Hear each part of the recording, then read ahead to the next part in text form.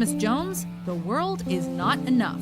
I pulled the plutonium out of the one inside. You can detonate the triggers now. Bond girls are supposed to be sexy and are often overly sexualized. We get that. But the world is not enough goes too far with Christmas Jones. Don't bother. Not interested in men. Take my word for it.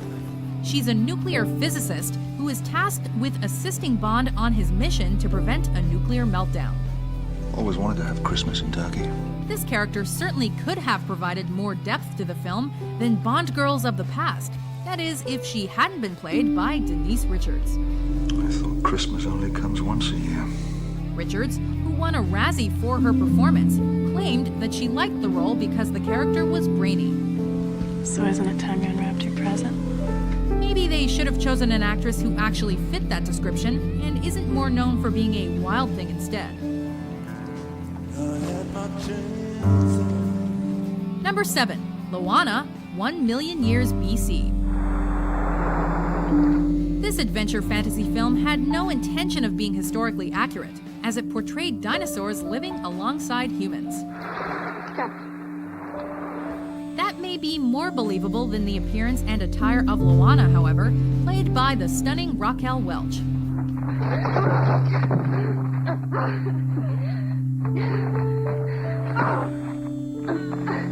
Loana's raggedy clothes barely held her breasts in place, and her beautiful hair and long legs make her look less like a cave woman and more like a Victoria's Secret model.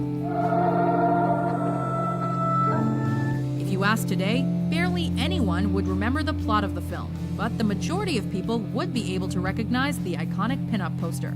We know Andy Dufresne would. By 1966, right about the time Tommy was getting ready to take his exams, it was lovely Raquel.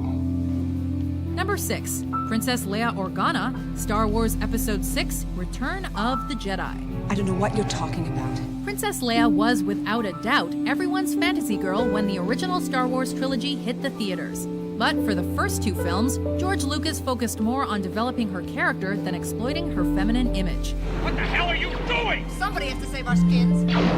Of course, he couldn't hold out forever, and we were given the famous gold bikini outfit in Return of the Jedi. While this answered the prayers of every fanboy, it felt like a cheap exploit of a strong female character, one the film really didn't need. Come on, we gotta get out of here. Number 5. Natasha Romanoff, Black Widow, The Avengers. Who are you? Natasha Romanoff? Female characters in comic books are often exploited for their sexuality and depicted with large breasts that are barely held in by skin-tight leather outfits. Well, I made a name for myself. This is no different with Black Widow, also known as Natasha Romanoff. Gentlemen, you may want to step inside in a minute. It's gonna get a little hard to breathe. While the Avengers did seem like they toned down her sexuality a bit from the comics, they still gave her a tight leather number that seemed quite impractical for fighting aliens. Like fairies have always been depicted as gorgeous females, but we think that may have started with Disney's Peter Pan.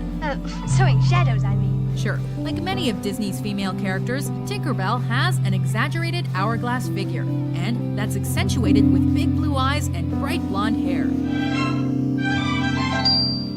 We draw the line at her skimpy green dress, however, in that it barely covers anything. While they may have slightly changed the look in Hook, Julia Roberts still reveals a ton of leg for what's supposed to be an innocent fairy. What fun we'll have again, what times, what great games! Number 3. Lara Croft, Tomb Raider. I woke up this morning and I just hated everything. We place more of the blame on the video game industry than the filmmakers for this entry, but that doesn't make them any less guilty. And a lady should be modest. Yes, a lady should be modest. They had a chance to focus more on the intelligent and athletic side of the English archaeologist adventurer, but instead cast Angelina Jolie and made her wear a skin-tight top and short shorts. Stop!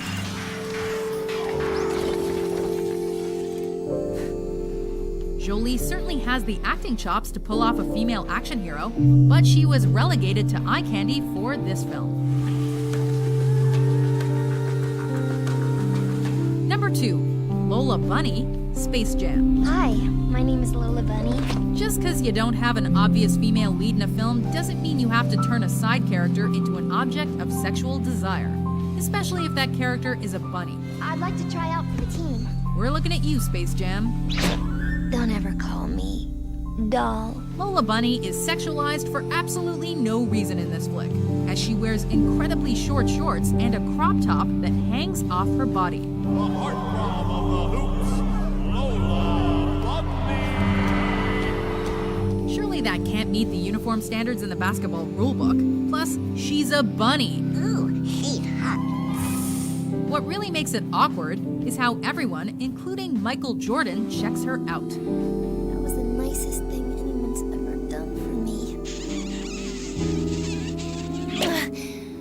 Before we unveil our number one pick, here are some honorable mentions. I can open one up there, but I will need some help. Turn around.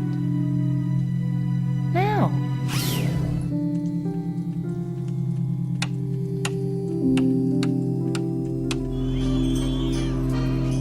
Look at that disgusting display. Yes, sir.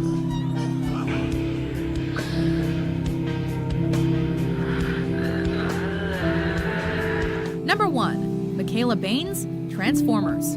You think I'm shallow? We get it. Megan Fox is hot. She also plays a character that's supposed to be in high school, which makes her the definition of jailbait in this film. It looks like your distributor cap's a little loose. While Michael Bay similarly over-sexualizes Rosie Huntington-Whiteley in Transformers: Dark of the Moon. Got it? Yes. See what I tell you? It's the bunny. At least her character was of legal age. Look at the curves. Elegant, isn't it? Beautiful. Did Michaela Baines serve any purpose other than being a legal eye candy for the audience? Oh, God, I can't even tell you how much I'm not your little bunny. Remember that